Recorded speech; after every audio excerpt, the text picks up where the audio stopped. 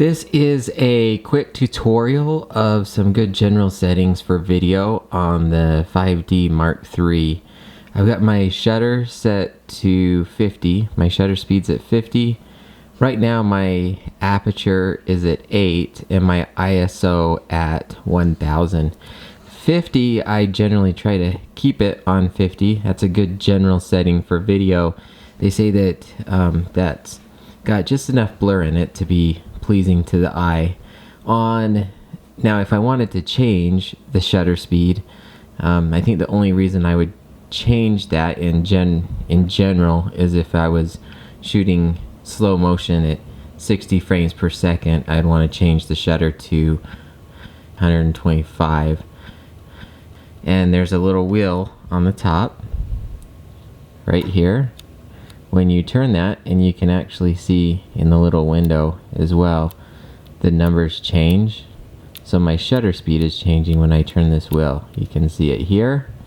You can also see it right here.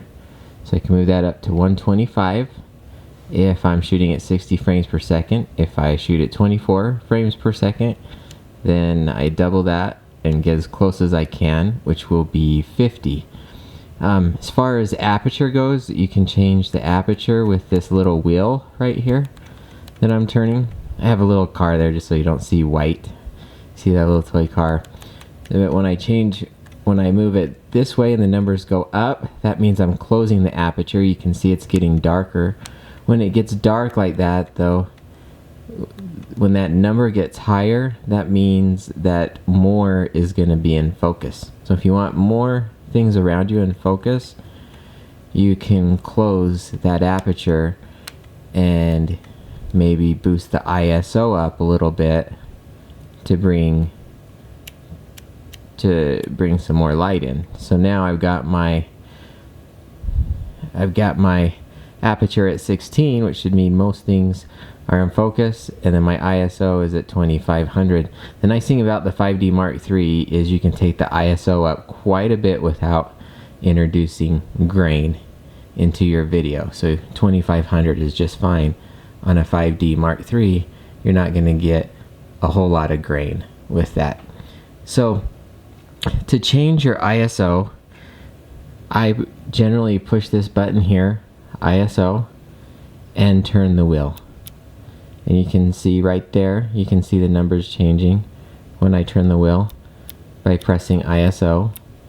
And on the camera, these are the ISO settings. I try not to go above 3200, but the 5D Mark III could actually go higher than that without introducing grain. It's a great camera in low light. So when I'm going to push the ISO button again, and that disappears. So when you push the ISO button, it brings up that menu and allows you to change it with that wheel. When that menu is not there and you press ISO, then that wheel is going to change the shutter speed. So I generally keep good general camera settings would be shutter speed at 50. Your aperture just depends on how much you want in focus. Let's go back to this real quick, because if I take it down to say 4, then that will give you 4 is the lowest this lens will go. The lower you go, the better bokeh you have in the background, which means you'll get that nice blurry effect if you're videoing a person.